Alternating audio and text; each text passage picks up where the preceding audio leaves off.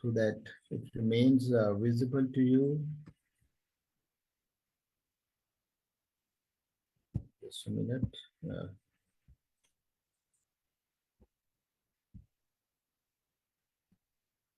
So, motivation at work. I'll be explaining a few broad concepts, you see, including the background, what motivation is all about, why do we need motivation, and what are the good factors which are associated while we are motivated, and if we are demotivated, what are the harmful or negative effects. Then I'll be throwing some light on different personality types of human beings and of course of engineers too. And in the business of motivation, a big part for the motivation of a staffer or an employee comes from the management or from the uh, owners of the organization which operate it. And a big part also depends on the individual because he has his own circumstances, he has his own attitude, his own way of working. So it is an interplay, you see. If one stays motivated or demotivated, it's an interplay between his attitude and between the attitude of his organization. I'll be explaining my point with a number of quotes too, the number of quotes given by celebrities.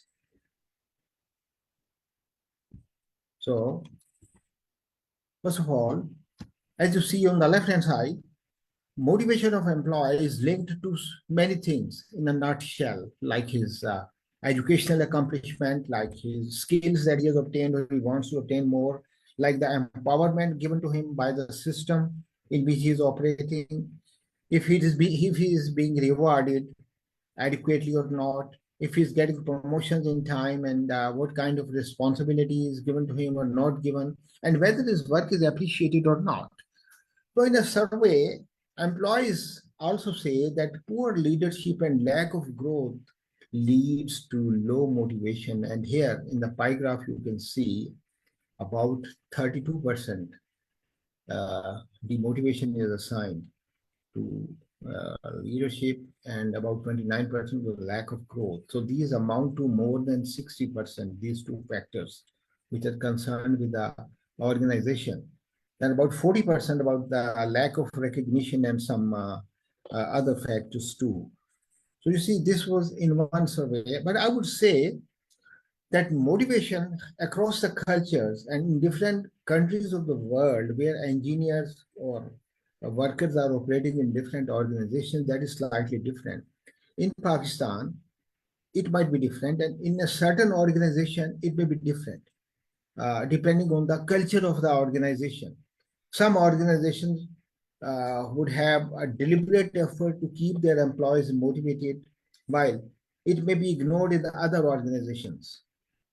So an American author, Dan Pink, he said very good thing that for all, for artists, inventors, engineers, even for children or for other people, the drive to do something because it is interesting, challenging, and absorbing. I mean, with passion, it is essential for high levels of creativity. So this drive is essential if you want to be creative and want to do some productive work. Now, I'll be quoting here. Maybe some of you are familiar with this very famous, well-quoted rule, an old rule. It is an approximate rule, the 20-80 rule. It is due to Pareto, an Italian. Pareto principle it is called, that 20% of your tasks will dictate 80% of results. Now, you just think that if your priorities in your life, in your schedule, in your work, you see, they are such that you remain motivated. You see, they are positive. So your positive energy will determine the results of your actions or your tasks. If your actions or tasks are, you see, low and depressive, then 80% of the results will be depressive and unfruitful. So that is how important it is to have good thoughts, good thinking, and good priorities so that your results and accomplishments, you see, automatically they are of the higher order. So, by definition, when we say motivation, so it is the energy, the level of energy, the commitment, the persistence, you see, perseverance, and creativity that workers bring to their jobs with passion, uh, with fondness, with liking. So it becomes the driving force. If we engage some labor for some work, some of the labor would be very good at work, and regardless of the money which is going to be or the salary which is going to be paid, they will do excellent work, maybe spending more time. So similarly for engineers, if they get absorbed and they like something, they will do it, you see, in even spending more time by spending their personal private time also. But other fellows may not like the work, and they may not be able to do that with passion, you see, and may develop boredom. So when there is the element of motivation in your work, so it is a kind of a blend of your needs, the values which you adhere to, and the goals that you have to achieve. So as you see, not exactly one third, but basically this is the interplay of these three things. This is how motivation is taken. Now, there are leaders at work and there are bosses at work. Good bosses are leaders at work, right? Those who not only instruct you, but also exemplify by their own action. So such bosses are the leader. So they would know that every individual staff is a different human being, and he or she needs encouragement, recognition, and kind of motivation in a different way. By the way, in an organization, some people continuously require motivation, some require less, some require more. And others, you see, you might have seen, maybe some of you are also of that type, they are self motivated. So that is the prize thing that they have developed in their personalities, that they are self motivated. I want that the listeners today, the participants, they adopt that level of motivation, that they become self-motivated. They should not be dependent on even recognition. They should not be dependent even on appreciation, and they should not be discouraged by some negativity of the people around them, whether above them, at their level, or below them. But in general, motivation is essential at workplace to boost the confidence of the people, to boost the morale of the people, and to boost the business and efficiency of the organization. Good bosses and good leaders recognize this thing, that if they motivate their staff, they will get more business, they will get more flourishment of their organization. If there is lack of motivation, it has been very clearly seen the same qualified and experienced people, they don't have passion in the work, so they will not produce good work with passion in that. So that might result into some loss of productivity of a business organization. So good management and good bosses do recognize this, and good staffers also know this thing. Why this is necessary? Motivation is needed while demotivation is around. Even if demotivation is there, we need motivation lesson, some technique to get motivated. And motivation is something which we require on daily basis. I tell you, like we eat food, uh, like we take bath daily. So there will be a quote I'll be showing to you, in which it is written that it is as essential as taking a bath, and the effect of a good bath lasts for not more than 24 hours. So that is just a little laughing thing, but it is a reality like that. Now, how many of you are here now? I think quite a few have gathered now. Do you think that motivation is needed by engineers? Can anybody reply?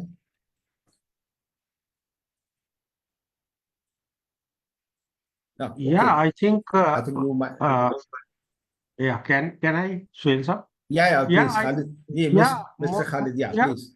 yeah, motivation is very, very important, among the team members. And you are right that it depends on their leader or manager.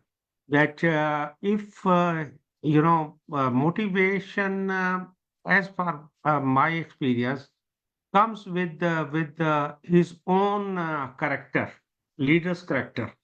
And if you motivate them, the team, then there is no need of kind of time supervision and other stuff. With the induction of IT and virtual meetings, people should be goal oriented. And to achieve goals, you don't need attendance, you need motivation. That is the difference. The old generation was more like, uh, uh, you know, uh, follow the Right, attendance and, right, physical right, presence. Thank you. right, right. Thank you very much for your very nice and mature comments. I Basically, would like to say motivation, something, you see, Suhail, ji just ji excuse ji, me. yeah, Normally we don't allow comments, questions, okay, okay. or through microphone. It's the rule should be for everyone, but your nature of lecture today, it requires some interactive I would, I input. always welcome. Tahir, in So my, yeah, please. those who want to speak on microphone, please raise your hand first, then I will allow them. Because today the nature of the lecture is that it might require some input through microphone. So please raise your hand first and then I will allow. Thank you. Okay, thank you very much for allowing the participants to question as and when they like. In my lectures, not only at this platform, but at other platforms too, I always encourage putting questions right there and then during the talk, and I'm never disturbed. But I have to obey the protocols of PSCE here, as you wish. So, going back to motivation, motivation is, you see, basically it's not only induction of enthusiasm. A good work by your staffer, a little pat.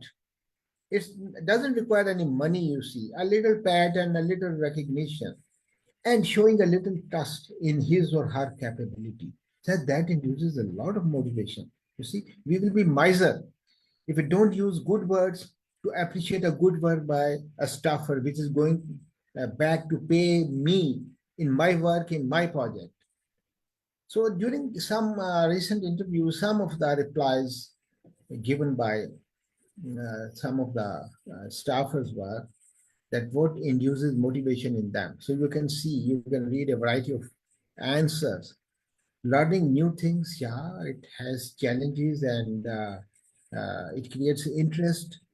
Acquiring new skills, people are many people are always happy to have new skills, like learning softwares, like learning new concepts and new construction and design methods in engineering, meeting deadlines, goals, and targets. For some, it is difficult, but some people get motivated doing hard work, coaching and helping others. Like I'm talking to you, it's a kind of coaching you see at this forum.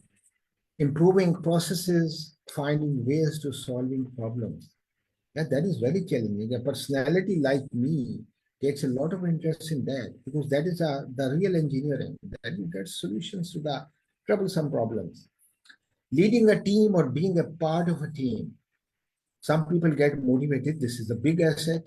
Completing a difficult project, overcoming challenges, and coming up with creative ideas, which are appreciated by the bosses and by the leaders too. And in another survey, it was assessed that what factors demotivated the employees. And here you can see the percentages too. What types of things make employees feel motivated? So the highest level of motivation in this perchance is unexpected treats and rewards. So the employees of that group, they got demotivated by this thing, you see, that because that creates a new spirit and a new life in the kind of routine work which is going on. Involvement in making decisions, I myself has found that the younger staff and the people who are around you, junior to you, they will take a lot of interest in work if you invite them. to participate in giving ideas and in formulating the decisions. Career development opportunities, people get motivated. You can see the level. Companies sponsored social events and working with others. Somehow in this survey, it shows like 20% of the level. Variety in the work is more than 30%. Opportunity to do interesting work and company-wide recognition in the whole company that this staffer is doing good work. So there are different factors. You might be aware of some of them already too. So the basic crux behind it, that it's a level of commitment, drive, and energy that companies' workers bring to the company every day. And this pays back, as I already said, the motivation factor is not only the benefit of the employee, it is a benefit of the organization too. Because without this, the companies ruin their business and they don't uh, accomplish their targets and goals sometimes. They are not able to make their assignments in time when they are demotivated, although they are equally capable. So it is a psychological factor. It is something different. It is something to do with the human mind and the release of some hormones. You see, when we are happy, when we are contented and satisfied, and when we are appreciated, the mind, the brain gives reward for that to our body in the form of some happy hormones. I'll be coming to that slide also. So there are five key motivating factors in the career at workplace: meaningful and challenging work, yeah, improving employees' lives and listening to their difficulties. They are not robots, they are human beings. If an employee gives good work, needs a pat, and if he's in trouble, he must be listened to. Give recognition and look after compensation and benefits. Give recognition means that it's not that the boss or the leader should take the reward, you see, or give reward to his pet employees. That creates a lot of discontentment and a lot of demotivation. So provide good culture. I've seen a little pet keeps the employees working. In my case, I personally Sohail, experienced. Yeah, Sohail, yeah, uh, please. sometimes your voice disappears. I think either the Really? mic is not close to you or Mic can you is just adjust it, with please? my is with my wired hands free. Okay, let me try. I'll hold it close to my mouth while I speak. Is it okay now? Yeah, better, much better. Okay, okay. I'll keep it like this. So this thing now five key factors.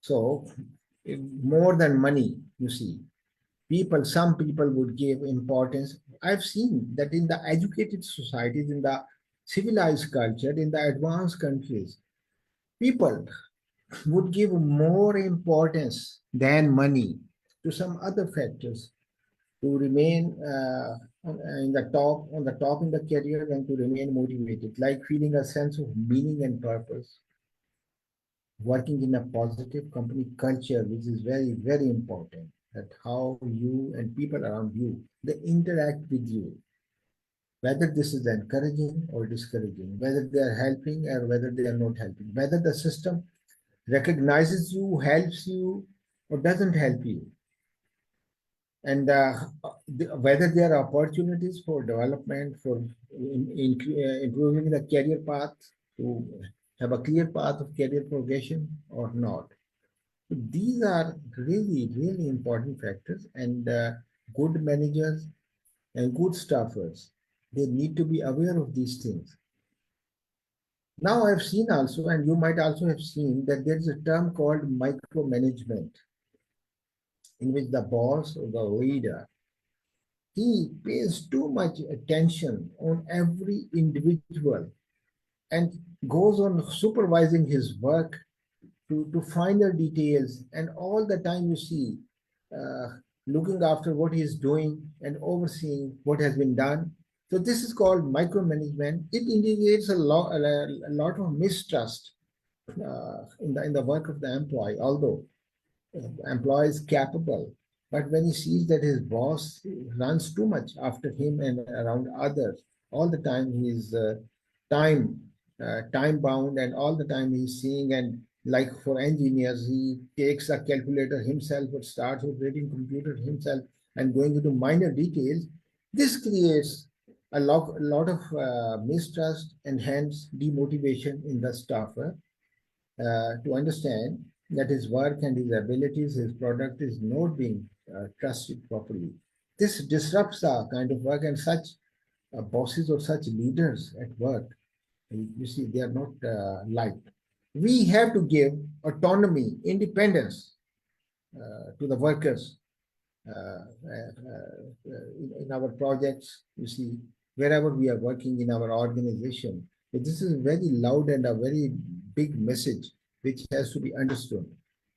And second big message is that we cannot and we should not treat all our engineers working with us or under us in an equal level.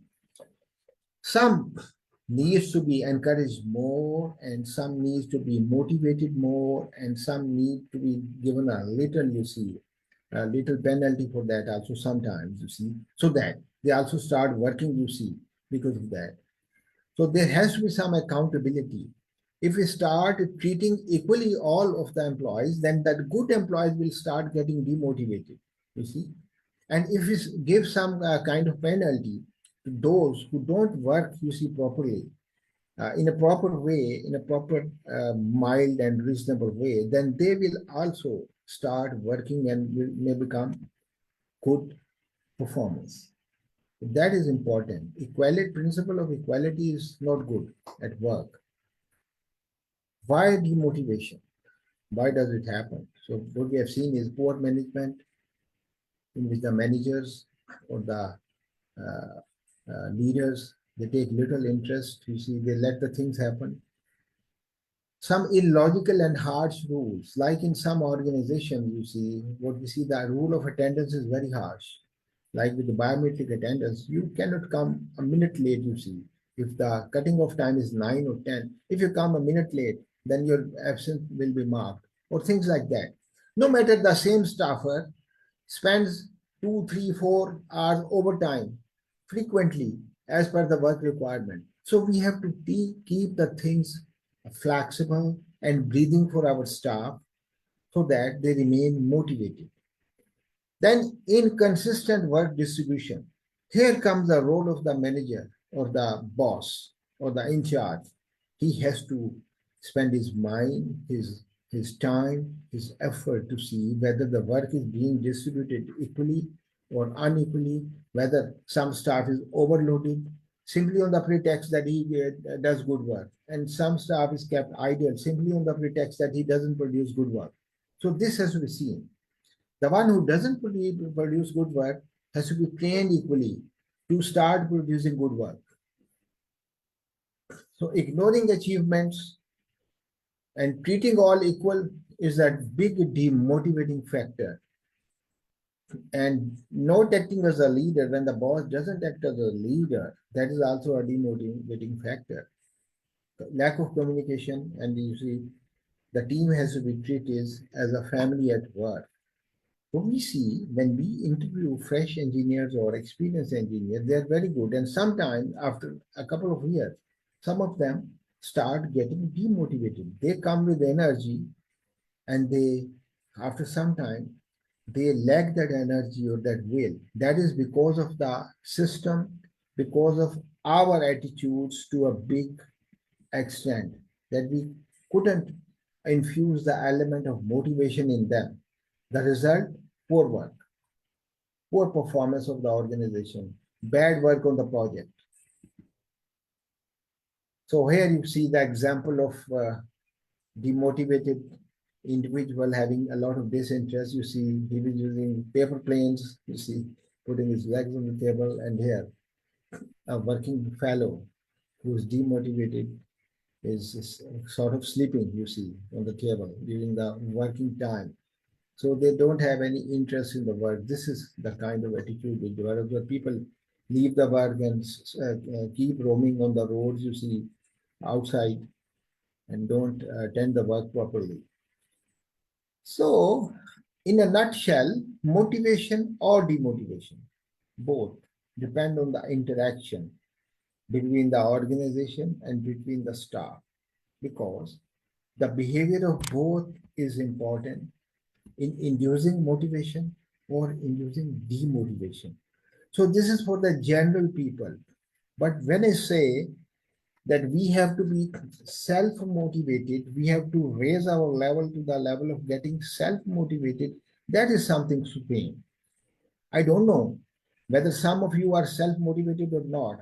From self motivated, I mean if your work is not being examined or supervised by someone, if somebody is not telling you all the time, and somebody is not commending your work and not praising you all the time, even then you don't lose heart. So that is the kind of self motivated person, because then you enjoy, you see.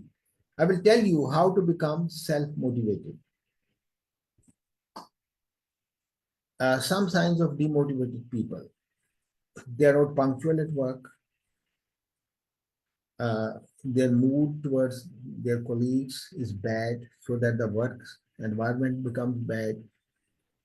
They would remain absent from work, or maybe you see absent from the organization, you see taking too many leaves, focus is not there, and not using good words for their colleagues, and lack of input in the team meetings, and increased reluctance to take on more responsibility than the bare minimum, because they are more oriented towards the salary, that I'll get the same salary, see, but to do more work. So here you see 7 ways to stay self motivated, because it is understood that it's a psychological factor that we can have motivation from our own self, from within us. So that is the target of my today's talk also, that all of us should try to remain most of the times self-motivated.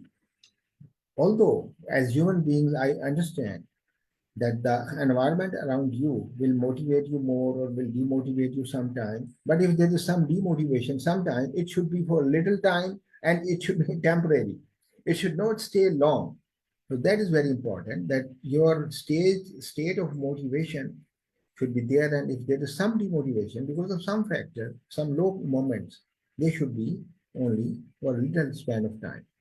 So you keep learning, have good exercise habits, and keep getting involved in challenges, and giving self confidence and self esteem to yourself. Respect yourself, reward yourself, and remain in the company of those people who are happy, who are superstars, who have gained successes in their lives. Spend some time with them, remain close to them. So that will induce a kind of motivation in you, and you are likely to become self motivated.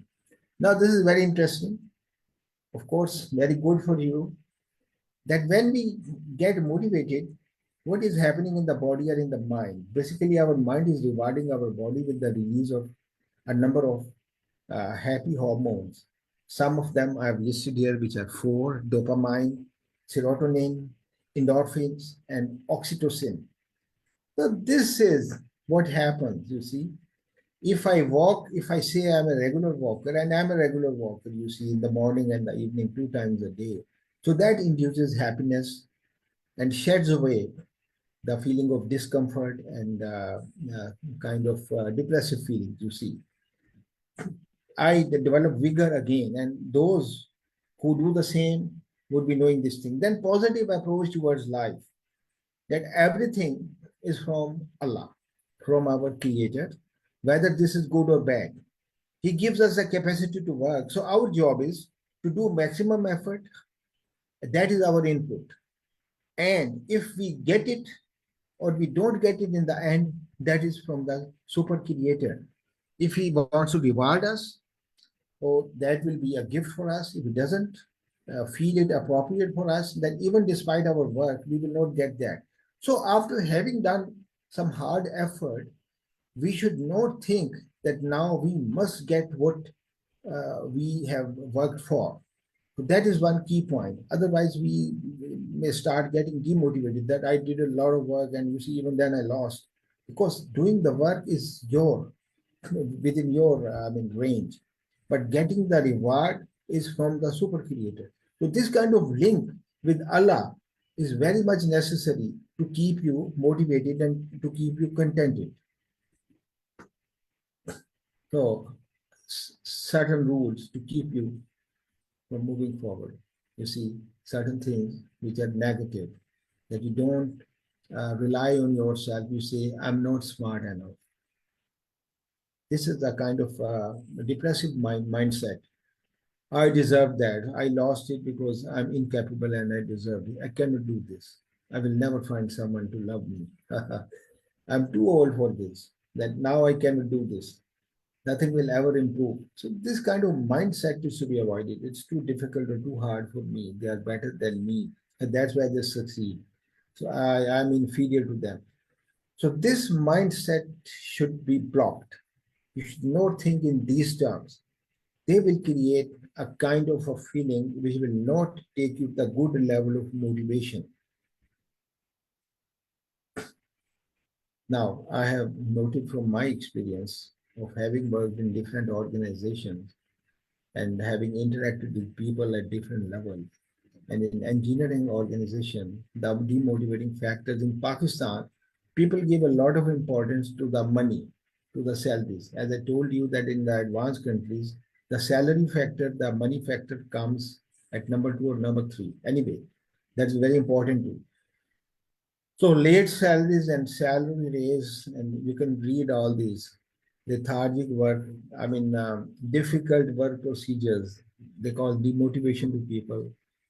If the bosses are very authoritative and they don't listen to you, issue very strict commands, poor interaction with bosses. They are like, senior officers, and you cannot talk to them. You cannot discuss your problem of the project with them. You cannot get guidance from them. So that is a bad impact on the project. If they are like, uh, as if they are red tape bosses or senior officers, so they will not allow you to discuss with them. Ineffective reward and punishment, treating all equal. And if there is difficulty in work, there's nobody to help you out. So that causes a lot of demotivation. Because if there's something new, in engineering, we have sometimes very difficult assignment. And if there is no guidance, no help or little help, then the people sometimes will get demotivated. Then if there is nepotism, that merit is not adhered to, and the near and dear ones, they get more, favor. That is nepotism. So that is a big demotivating factor in an organization. Influence of politics, as you see. Inadequate legal cover in the matter of courts and NAB and anti-corruption establishment, because nowadays there's a culture of taking engineers to the court directly, and there are direct calls in certain big projects from anti-corruption and from NAB, you see. And if there is no support of the parent organization at the back, so that creates a lot of demotivating environment. And sometimes people even go to the limit of leaving that job or leaving that organization. Even they are good people, good employees. So discouragement of innovation. I've seen that sometimes the bosses are such that they discourage your ideas and innovation. They say, oh, you do this well, we don't have time for this. But that is the demotivating factor. Lousy work environment and grouping and mafias and cartelization, you see, in work and in many other things. Purchase system. This is a problem in particular in the public sector engineering organization, and the private sector may not have that big an issue. That if you need a laptop today and it is given to you after 6 months, and if you need some literature, some code, some book for reference, and that is given to you after 1 year, so that is a demotivating factor. Or some similar things like that. So sometimes the idle time booking. Sometimes good people, because of lack of work, remain idle, and their idle time is booked. And you see, This is shown, you see, in the form of some printouts so that others also see. So that also becomes a demotivating factor because their being idle was not because of their fault, it was because of the fault of the system. Inappropriate work distribution, lack of effort for human resource development. You see, in an organization, human resources have to be developed by the organization, and it is the responsibility of the management that how effectively they use their different gems, how effectively they use their humans, you see, whether they use them appropriately, and if certain human beings, certain staffers lack certain things, do they give training for that or not? If it is not being done, then one also gets demotivated. If for projects, some transport facility is required or some other logistical help is required, if it is not provided, and the organizations which have the medical facilities and the TAD bills, you see, if they are delayed, you see, people people get, you see, frustrated. If the wash areas and you see hygienic conditions are not good, and you see, I'm a person who is also influenced by untidy lawns. I must see flowers and good plants in neat condition. So that is a very good motivating factor. If you have plants and you see you have some fountain and you see some neatness, that improves your state of mind. If there are different departments or different divisions in an organization, every division has his own boss or his own controller, and they don't coordinate properly. That creates a bad impact on the work and causes kind of demotivation. Low social activity culture in which the people don't intermingle, you see. Some intermingling of the working staff is important to develop good human relationship. If they don't mix up at all, like I've seen in some organizations, their relationships are bad. And when the relationship is bad in a human interaction, the teamwork is bad, that suffers.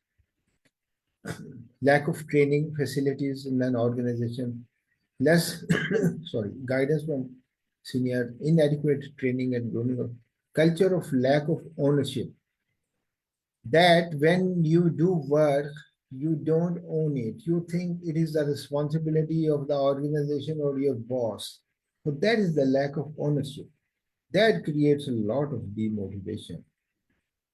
If staff is poor in software usage, neither there is encouragement nor there is arrangement for training, nor there is arrangement to buy the appropriate software or appropriate new techniques.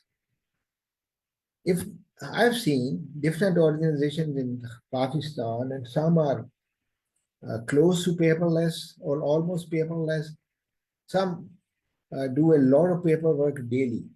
So paperwork jargon, you see, in my opinion, in today's modern work environment is a demotivating factor.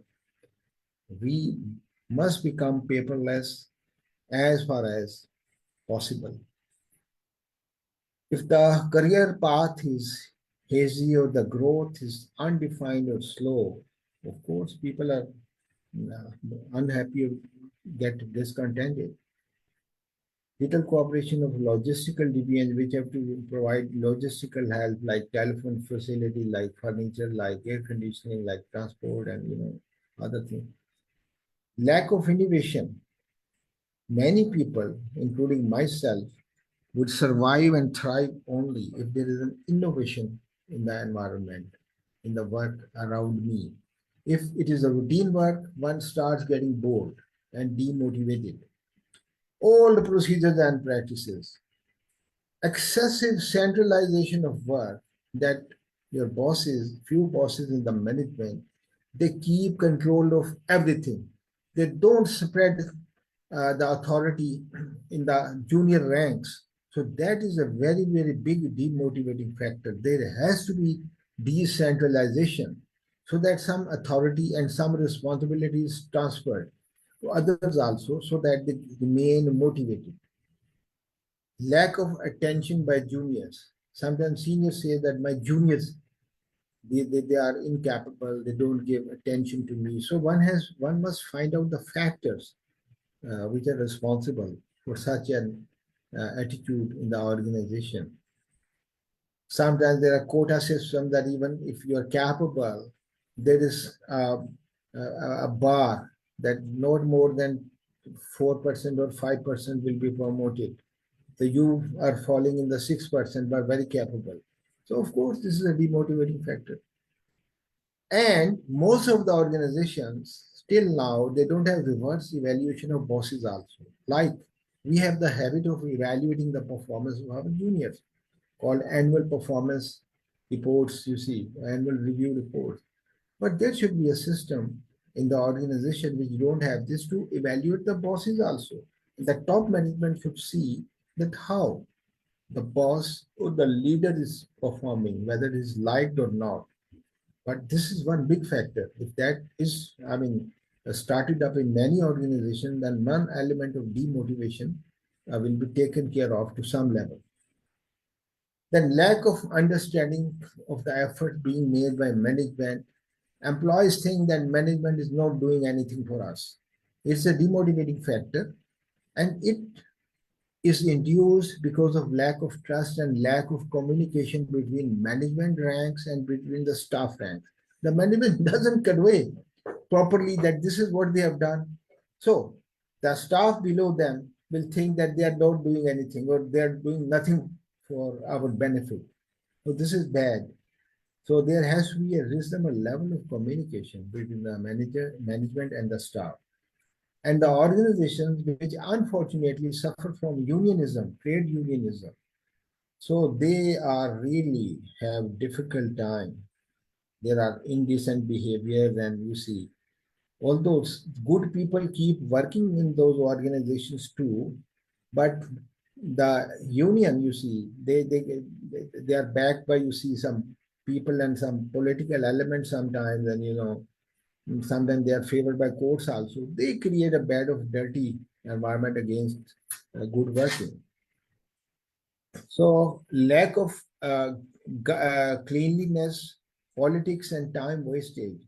This is the issue of the big organization, that there are people which are excess in number, abundant, and they find time to gossip, to find faults with others, and to go into politics. So in such organizations, some political appointments are also there, particularly in some public sector organizations, these issues crop up. So they must be resolved in some way, you see, like the people who have developed such system in advanced countries, how to spend their time efficiently, how to keep engaged every staff member, and how to eliminate the political influence, and how to avoid trade unionism in the organization.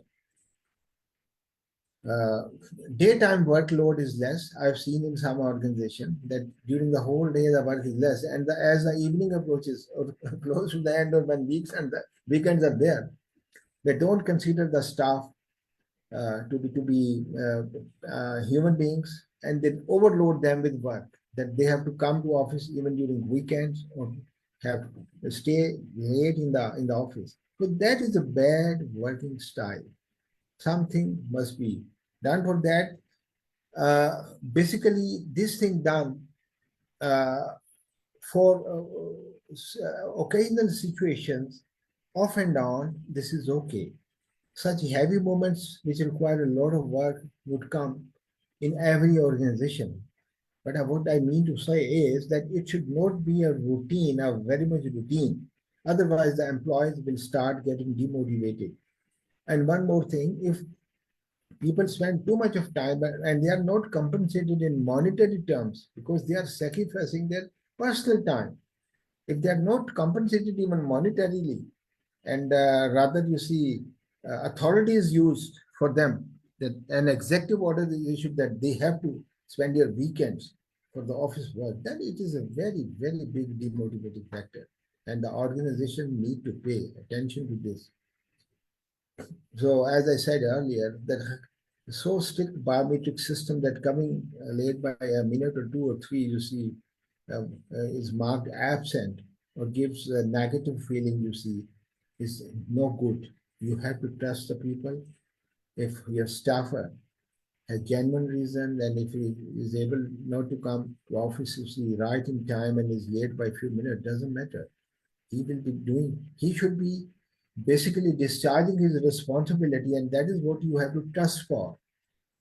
We as bosses have to trust in the work and in the capability of our staff engineers, and should not keep holding a long stick all the time like a schoolmaster. So in some organizations which are particularly big, sometimes there is a disparity between some professional staffs, engineers working on different projects, and you see they are compensated in a different way and they get demotivated. So in this slide, you see that unmotivated employees, you see, just have a look uh, how they are unmotivated.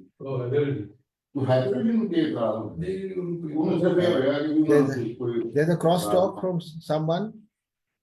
Okay.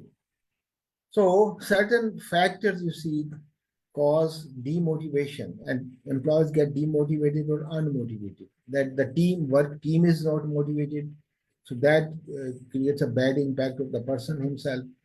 The environment is not progressive and it is demotivated. Poor quality of work is produced and unproductive and dissatisfied customers, that creates a lot of demotivation. Business results are down and the organization is not doing good financially. So that was up to that point. So in a survey, 69% of employees said that they would work harder if they were better recognized. So the purpose of this slide is to show to you that recognition of a good work, of hard effort, of the innovative work of an engineer is very important. And So here, yeah, I have to make one small announcement, please. yeah, please. Yeah, now the speaker has covered a lot of stuff up till now of his lecture. So if you people have any questions, please start typing in the chat box.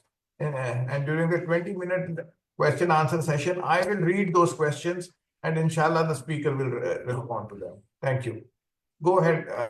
Okay, thank you. So nobody has written any questions so far. Are the participants or the listeners motivated or demotivated today?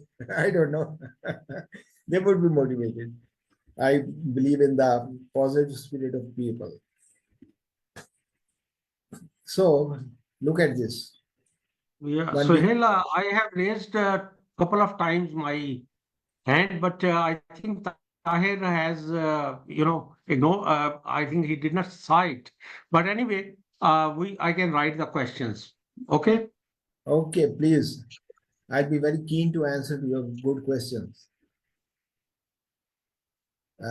Tahir, can you see if there are some questions from Mr. Khalid Bashir? No, I don't see any questions in the chat box so far. He has raised his hand as he says. Does he want to speak out himself? I am monitoring the screen, but I did not see his hand raised up.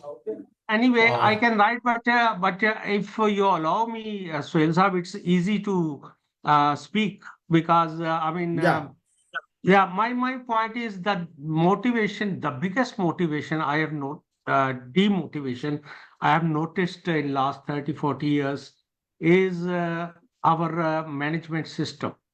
In public sector, in big consultants, and even sometimes in contractors also. Because this is a PSC forum, so that's why I want to raise that. You partially right. covered that, but not in that specific, precise manner, which is, authority versus responsibility. Responsibility is always with the engineers. If you see NAV, LDA, government sector, consultants, engineers are always liable and responsible. But the authority is with other sections, admin section and finance section. That is the demotivation. even the senior engineers, they don't have the authority, but they have the responsibility. So I don't know whether I have conveyed it. Solution is always there, but we have to come up unitely on this, because they are also our colleague, finance and admin people, but they have only authority and no responsibility, in my opinion. Anyway, thank you. Yeah, this is a good comment. Sohail, before you answer, please. You see, I cannot. The rules do not permit me to allow questions to be asked through a microphone. So Okay. otherwise, then I will have to give this opportunity to every individual who is present in the room. So this will not be possible for me. So next time, please type your questions in the chat box, and I will read them. Thank you. Okay, agreed to the protocols of PSCE, but Mr. Khalid's this observation and his comment is very good, because you see, I am talking to the participants who are of different experience levels and come from different organizations. So of course, this is also one of the points. And I have also noted this thing, that this is what happens. You see, the people and different organizations with the financial control, they have sometimes very much upper hand with the connivance of the management, or if that's a private organization, with the connivance of the owner, you see. But it is not always the case, you see, in every organization, you see.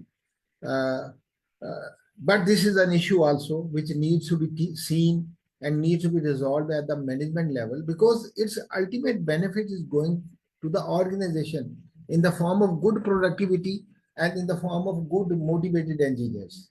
Thank you.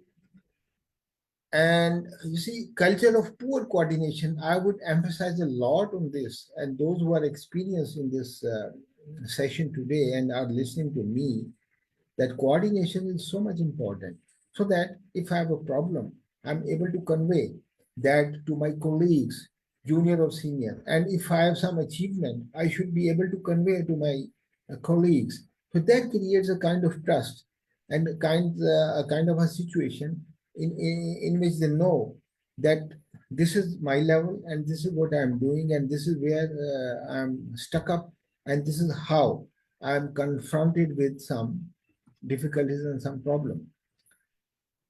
Now, I said earlier that I want.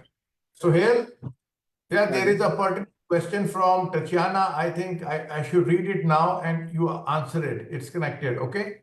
Okay, please. There's Tatiana from Belarus. She's asking, we always hear about the generation gap. In your experience, is there a difference in employees of different generations? What advice can you give to the youngest generation at the very beginning of their career path?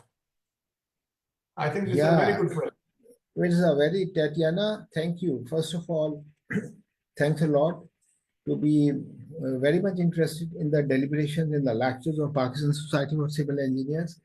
And I remember for the first time when we happened to meet, I think in Seoul many years back, that was my first introduction to you. Tatiana, yes, generation gap makes a difference, but this is what the cultured minds, you see, should work upon.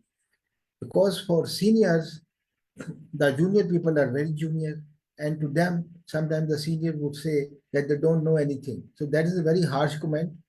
The juniors do know a lot, but up to their level of understanding. So similarly, sometimes the juniors think that the senior people, they don't give them any lift or any time. So I think this is what the organization, good organization, should work upon. And I was talking of the need of a good coordination between the senior people, between management, and between the lower staff, and between the younger staff. So I think opportunity should be given by the senior people to encourage the junior lot to approach them and to resolve their problem, to tell their difficulties, and the senior lot should give them a confidence, should pat them whenever it is desirable, and should provide them facilitation and opportunities so that they create good productive work. So it is a two-way thing. It requires action by both. And some organizations are thriving with this kind of good approach. You see, it's a human factor that how human beings take this thing to be. Tatiana, are you satisfied with my reply?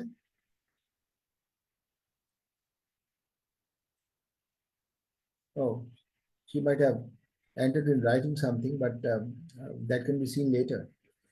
So, as I was emphasizing on the requirement of being self motivated, I want each of you to be self motivated.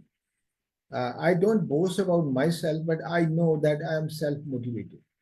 Even if there is discouraging or negative environment, although I'm a human being, but with experience I've learned that the benefit lies in remaining self-motivated. You see, in becoming angry on the other or becoming reactive. So that will give some loss to myself or to my work.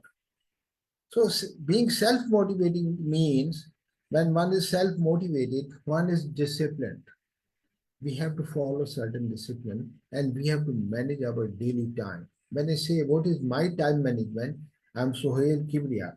Sohail Kibria's time management would be that I have allocated in my daily routine a time for my career, for my job, a time for my family, a time for my loved ones and my personal, people, a time for my spirituality, for my link with the super creative Allah, uh, a time for my exercise and workout, and management of my food, the habit of taking food and taking water, consuming good quantity of water, and when to take water with food or without food. You see, these appear small things, but they have a lot of effect, lot of bearing, you see, on what we appear like or how we behave like. So this kind of management I'm talking about, when I have this kind of management and this kind of discipline in my daily routine, I will remain motivated. I give some time to my hobbies also daily. Can you believe? Like I love flowers, I love trees and plants and nature, I love photography.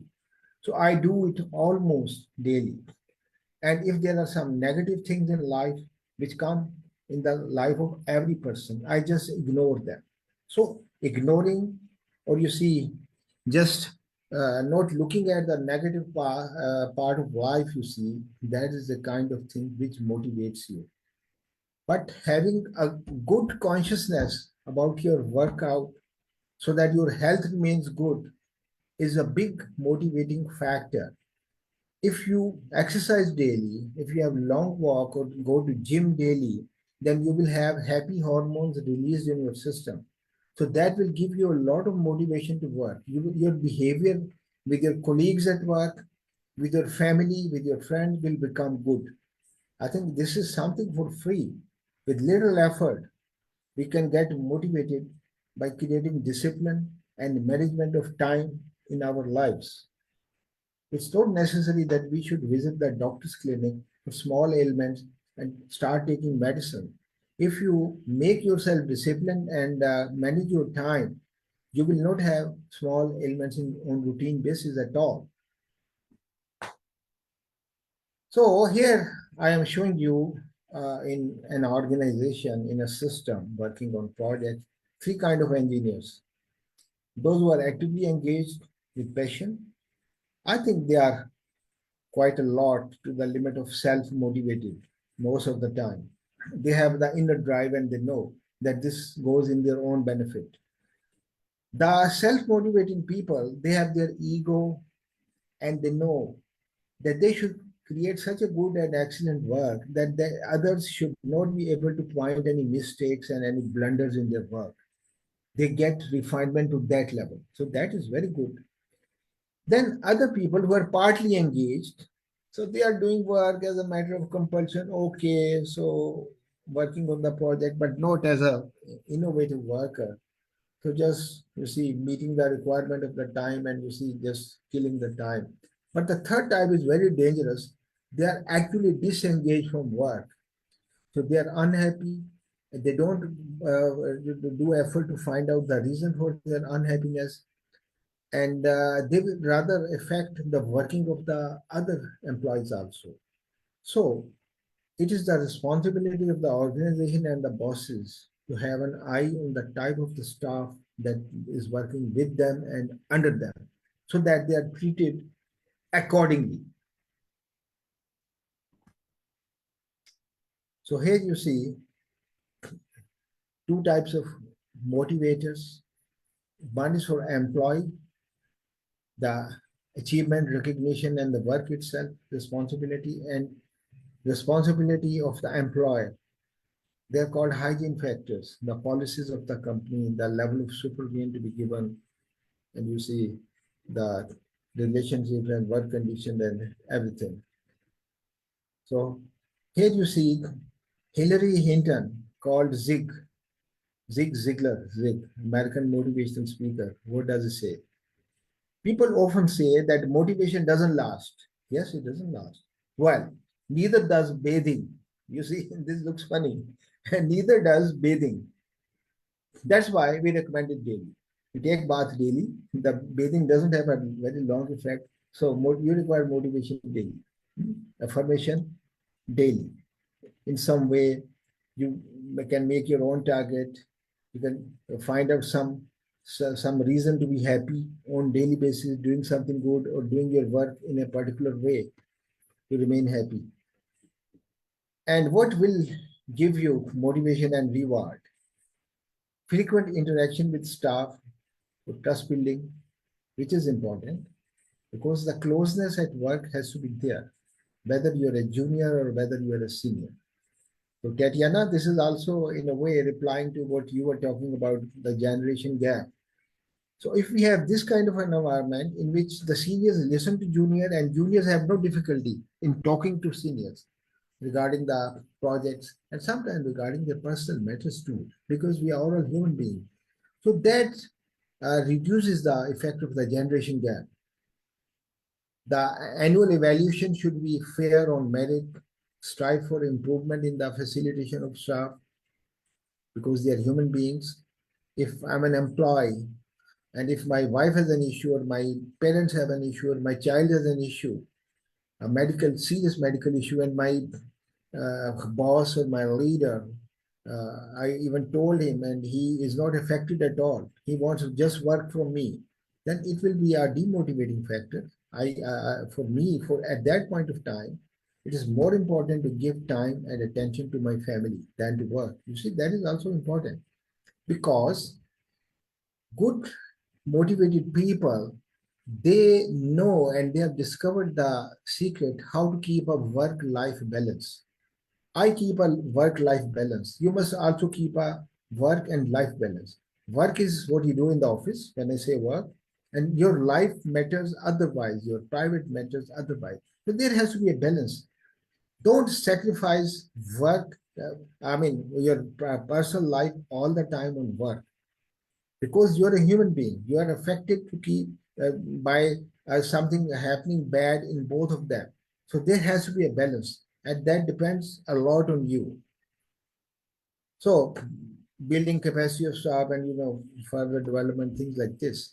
So here it's a funny caricature. You can see on a stair, a boss is standing and he's watering and illuminating the mind, the mind of his staff by his motivation, by his motivational words and by his motivational action. So big and so important is the role of a boss or of the manager on the performance of his staff. Same level of education of the staff, same level of capability, but if he's not encouraged and if he's treated roughly by the boss, will be a demotivated individual, not able to produce that good work. But I am emphasizing again to remain a self-motivated guy by your own disciplined lifestyle. To encourage what management needs to do in many engineering organizations, encouragement for software purchase and its usage, policies have to be made where they are absent, controlling over nepotism and injustice, and involving staff to get ideas from them, growth in the work, new innovation for the growth in work, building capacity and capability of the staff by various manners, giving them opportunity for higher study, for courses, for trainings, decentralization wherever we can do. It is a very big thing. Otherwise, inefficiency is there in too much of centralization, and demotivation is there in too much of centralization. Making work procedures, whether technical or non-technical, simple, reducing the gaps in the relationship. Staff's main responsibilities: greater trust, improving their work habits, obeying the rules. That is important, that being in a system, they have to obey the rules. Or if they don't agree to certain rules, they are quite tough. They should leave the organization if they see that they cannot make any, effective improvement in the rule if their level is junior. So they should not remain mumbling all the time. So they better leave and join some other organization than to pollute the environment of the organization. So they should play their part for improving their capacity. This is their responsibility. This is their job and their responsibility. And look what Bob Nelson, who is considered to be an American authority on motivation. So employees' motivation is direct result of the sum of interaction with his or her manager. So this is the key to the motivation, in the words of Dr. Bob Nelson, in an organization, that your interaction, good or bad, positive or negative, encouraging or discouraging, whatever is taking place, will create motivation or demotivation in you. So important is the role of the bosses who just complain about their junior, that the juniors don't work.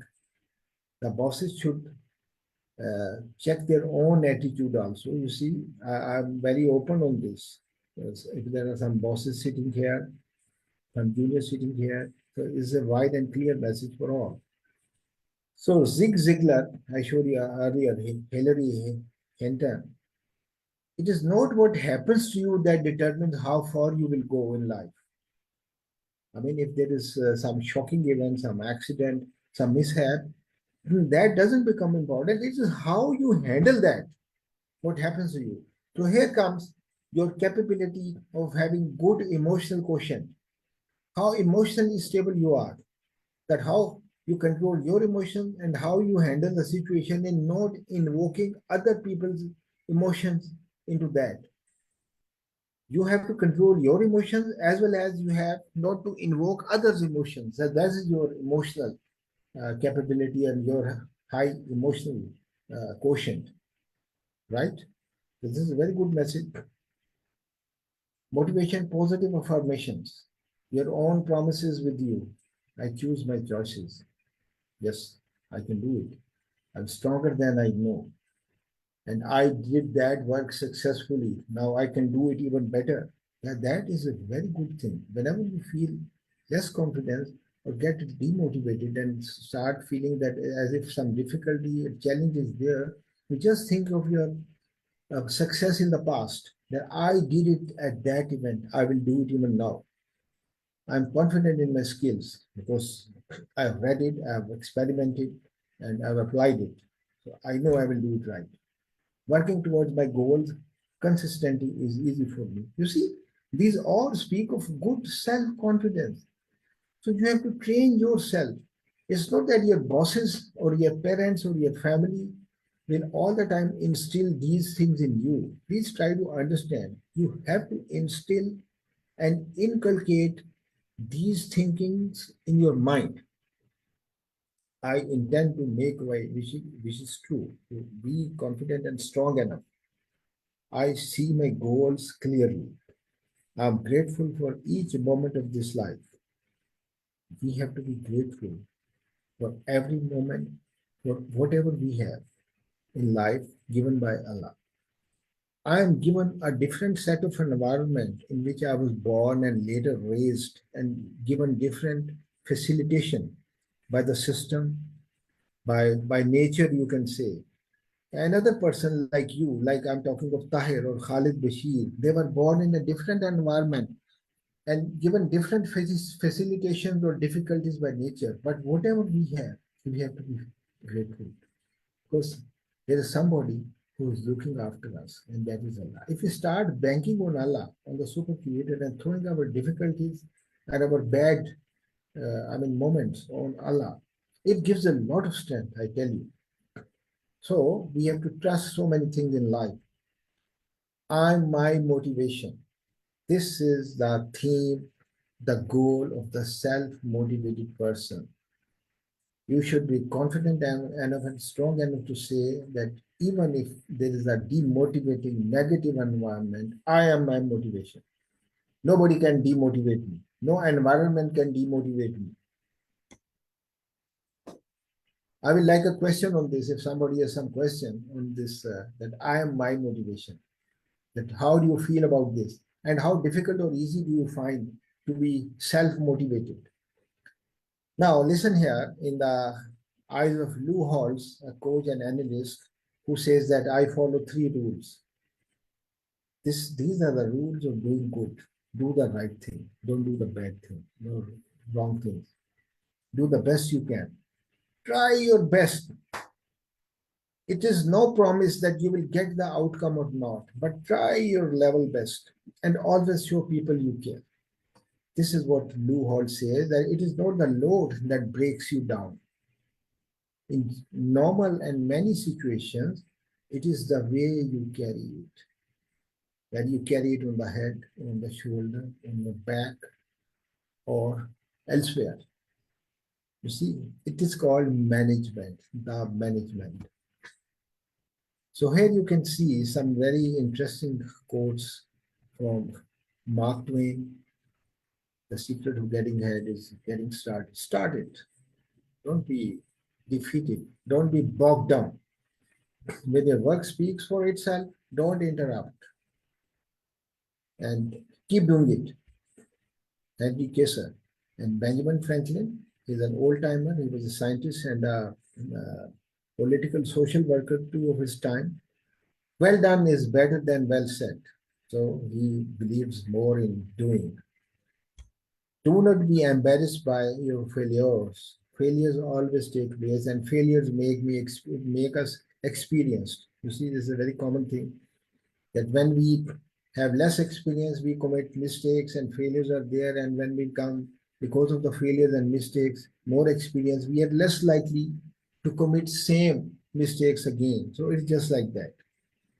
So Richard Branson. Zig Ziglar. Success means doing the best we can with what we have.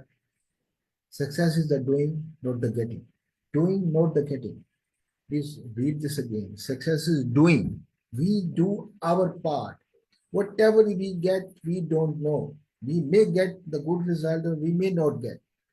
So not the getting, in the trying, not the triumph. Success is a personal standard. For me, success is different. For Tahir, for Khalid, and for others, success would be different. For some engineers, success is making more money. For some, success is getting high authority in a government department to become a big officer. For some, success is becoming a big army engineer with the uh, red tape. For some, success would be, you see, moving around the world and seeing places and countries. You see, so there are different criteria. For a humble person like me, success in engineering is understanding more engineering and to be more interested in getting new concepts and doing good projects with diligence and developing in engineering sense in carrying out research for the betterment of others. So you see, you do the good work which your passion guides you to do and just keep doing it. Don't get frustrated or demotivated. Churchill, Winston Churchill. Success is going from failure to failure without losing enthusiasm.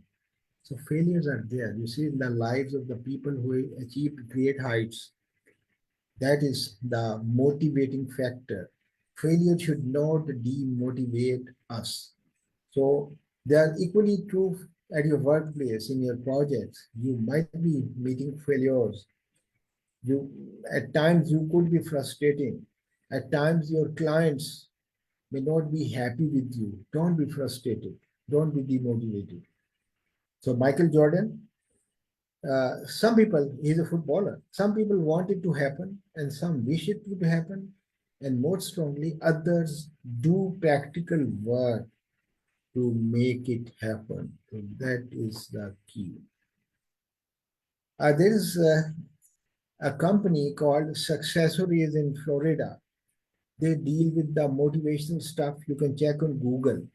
They have products of different types. They issue books, cards, and giveaways. So I like this quote by Successories: a key ingredient to growth and success is action. You do something. Don't depend on others to do it for you. You do it. It requires some action, some hard work to do something. Just talking and planning is not enough. Doing gives you the opportunity. So there are very good quotes you see regarding this success, which is linked to the motivation. By successories, it is attitude, not circumstance, that makes success possible in even most unlikely conditions. The road to success is sometimes long and arduous, takes unwavering commitment and a will to succeed. Success is not by chance, it takes someone willing to climb a mountain full of obstacles and challenges. You see, when I was a schoolboy, I remembered we used to buy notebooks at the time, and on the notebooks on the back side, one verse in English used to be written by some English poet, perhaps Robert Stevenson, that the heights by great men reached and kept, but not attained in a sudden flight. They, while their companions slept, toiling upward in the night. So, possibility to get success, opportunity to get success, you see, will depend a lot on our hard work and effort. So I think there are many quotes you can check on Google. Those who are interested are worth listening, worth reading. Approach every challenge with a level head, unwavering focus and determination to life. So what Churchill says here, courage is rightly esteemed the first of human qualities because it is the quality which guarantees all others. So discipline is a bridge between goals and accomplishments. Discipline, your management, own management. Quite often, engineers talk about project management. So I've been taking delivering some courses on project management too. But whenever I open that up, I say a good project management is the one who is a good personal manager. Who is a good personal manager? Who's a good time manager? If I am disciplined in my routine, I'm a good personal manager. And it cannot happen that if I'm a good personal manager, I will be a bad project manager. No. If we come across a bad project manager, then he has not trained himself to be a good personal and a good time manager. They are interlinked. So successful is a person who has lived well, laughed, and loved much. You see, the whole spectrum which goes together. It's not only the work, it's a work-life balance. So those who have gained the respect of children who leaves the world better than they found it, making some difference, this means. Never lacked appreciation of Earth's beauty and what Allah has created, you see. So they all make you happy and motivated. Look what Stephen King says. Amateurs sit and wait for inspiration. The rest of us just get up and go to work. So waiting for inspiration, you see, doing something. Lincoln. Things may come to those who wait, but only the things left by those who hustle. So surround yourself with people who talk about visions and ideas, not gossiping and other people all the time or discussing, you see, events, you see that this is where we went and I wore this dress and I ate this thing. Discuss ideas, you see, and visions. That is the very purpose of the big brain given to us. And that keeps us happy and contented too. So different types of employees, you see, what I want to show here is that in fact our emotions play a big part in determining how hard we work. So according to Price, Roebuck, an employee's motivation to perform is 57% rational and 43% emotional. So you see that is something that about half is emotional. So that's why nowadays a lot of emphasis is being given to the development of EQ. During my teen days, we were familiar only with IQ, high intelligence quotient. But then the term came in EQ, high emotional quotient. And now there are a few more terms like a good enough social quotient or SQ, in which you develop the habit of interacting with other people around you for the quality of your work and projects. You just don't bow your head and keep working in isolation. You will not become a good engineer. And the fourth term is the high enough adversity quotient, that when you are confronted with an adverse situation, how good or bad you are to overcome that or to react. It's very interesting here to see at this slide that Myers and Briggs, they show 16 different personality types depending on many parameters which I have listed here. So you see, it becomes complex. And I was saying in the beginning of the lecture that the bosses or the managers need to understand different people differently and to, interact with them or control them in a different way. So this is, you see, what has to be understood in some way by the bosses. That person A has to be treated like this, person B doesn't need any treatment, person C needs this treatment, etc. When I talk of an inclusive work paradigm, I'm talking of the interaction between leaders, the peers and teammates, and the organizational systems. You see, they work together and create an environment of harmony in the paradigm. So Adolf Hitler, the leader of Germany, who gained fame during World War II, during 1933 to 1945, he said, if you don't like a rule, just follow it. Because you are a part of a system, so just follow it. Then reach on the top in that system or in that organization and then change the rule. In place of politicking and gossiping and creating groups against it, you see, this is what he said. I think this is quite good rule. Although people may have reservations about the personality of Adolf Hitler and about his doctrine, but this rule, I like it. Just try to understand it. That if you are a part of in an organization A, you're working there and you don't like one rule, just follow it. If you don't want to follow, then leave the organization. Don't pollute it. Okay. Then reach on the top, being a part of it, and then change the rule because then you have the authority. So, in the form of flat icons, you can see the same motivating factors which I have been talking a lot in my lecture earlier. So, motivation with time goes up, in which you see the peak opportunities. When the motivation is high, you are capable of doing so many things, and when you are low, so don't go back further and don't pause also. Keep going, keep going. Here you see bar charts showing the motivation in percentage in people who are younger, less than 25 years of age, and the same factors when they are more than 25 years of age. So you can see for the younger people, motivation decreased much, like in 5%, decreased slightly, 12%, unchanged. remain the same, like 30%, and increase slightly in like 46%, and increase much only in 7%. So you see the longest bar in less than 25 years of age is the increase slightly, whereas the longest bar in the elder people is unchanged. Motivation remain unchanged. No, this is a kind of survey on the human behavior and human action. So I was in a hurry to finish my talk to give you opportunity to put questions and discuss. If you have some queries, you see, we can talk now. Right? You can take questions if there are some questions, please.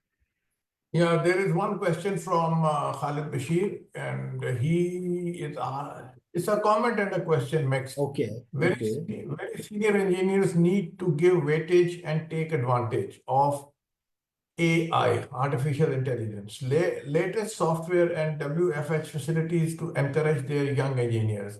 Isn't it that will enhance motivation? Uh, Khalid, AI is a new development, and in my personal opinion, it will develop into a better guideline in the future. At the moment, it is in infancy, and certain protocols and rules of business have to be developed by us, by the community, that how we are going to take it, how we are going to handle it at universities, at workplace, at everywhere.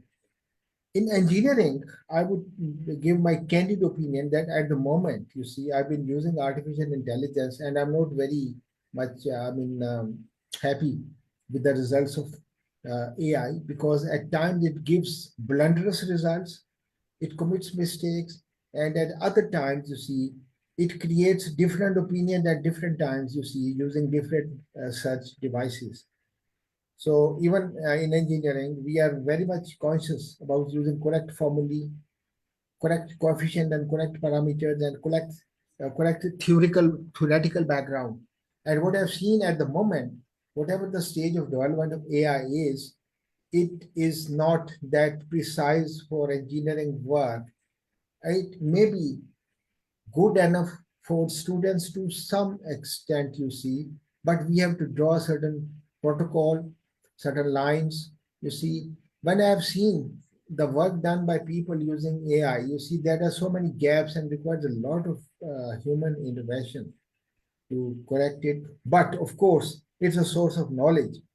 And if we look at the background of what AI is, it's a huge database and nothing more than that.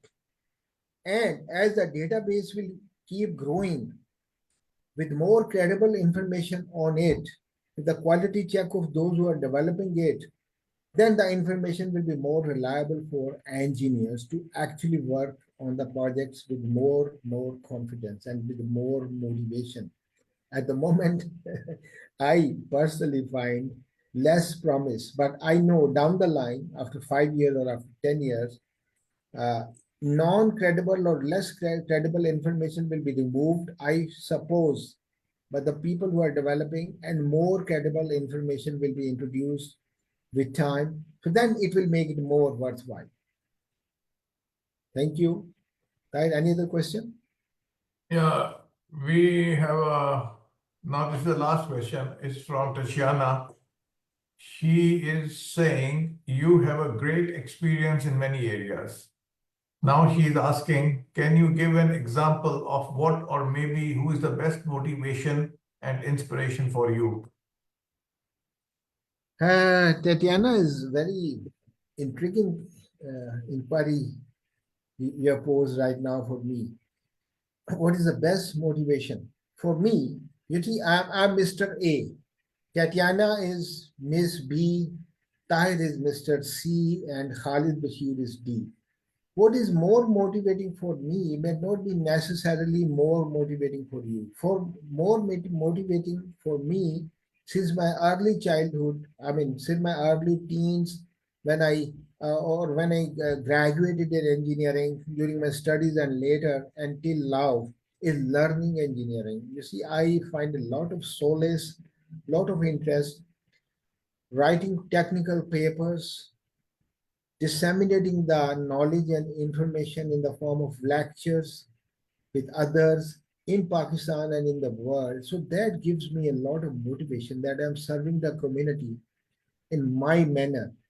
But everybody may not like this kind of motivation for him or for her. There are so many other modes and so many other ways available. But whatever your motivation factor is, it should be aligned with making some good positive change in the environment, in the world, in the system around you. Some change, some effective change should be in your mind to be done by you. So that should give you good motivation. Tatiana, this is my reply to your query. Okay, thank you very much, Suhail, for enlightening lecture, which was full of knowledge. And moreover, the lecture was very unique. Today, we discussed the issues far from technical things, technical issues, engineering in its purity. So it was just, I would really appreciate your effort for giving such a unique lecture. And ladies and gentlemen, I would also I have to thank Suhail Kibriya because he was told for this lecture at an 11th hour. We had a problem with our speaker who was scheduled to speak today, our colleague Rizwan Mirza, who is also the founder member of Pakistan Society of Civil Engineers, and he's heading the publication board of PSCE. Unfortunately, about 2 weeks back, he suffered a stroke, and very sadly, he is incapacitated at the moment, almost in the bed. And so Suhail did a marvelous effort in helping us in making this stopgap arrangement, and the lecture which he has delivered is really full of knowledge and a unique lecture. So thank you, Suhail. Thanks a Now lot. we have come to the, and ladies and gentlemen, please pray for Rizwan Mirza for his speedy recovery. And inshallah, we all wish that he should come back into action and start working with PSCE and resume his normal activities as he used to do it. Now, information on the next lecture. The next lecture is on 12th April 2025.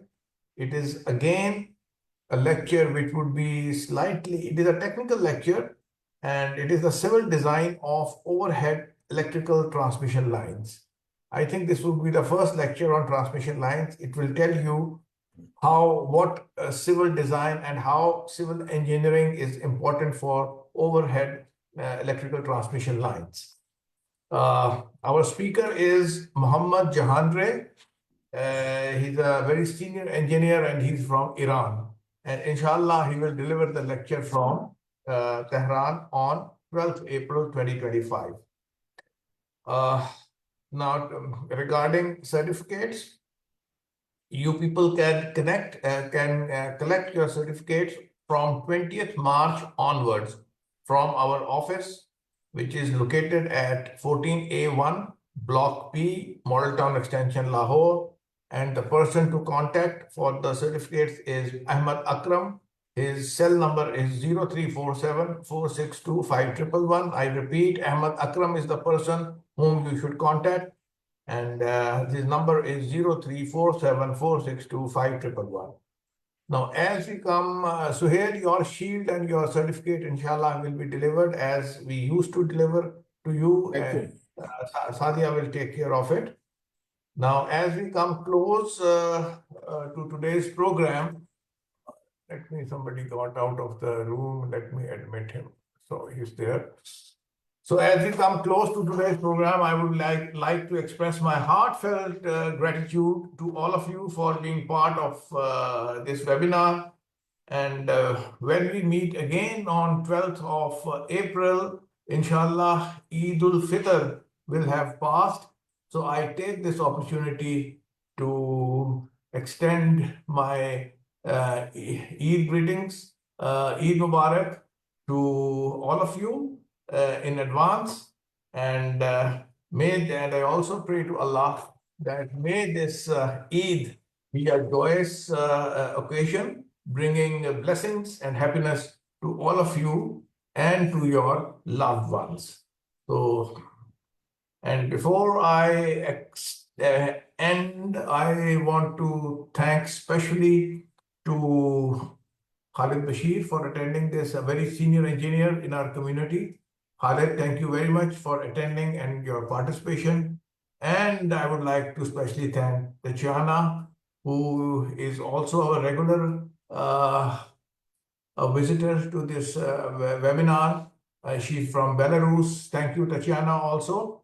And before we extend, I must extend my sincere thanks to my team, Sadia and Hasnan, whose hard work behind the scenes ensured that this webinar and the live telecast ran smoothly.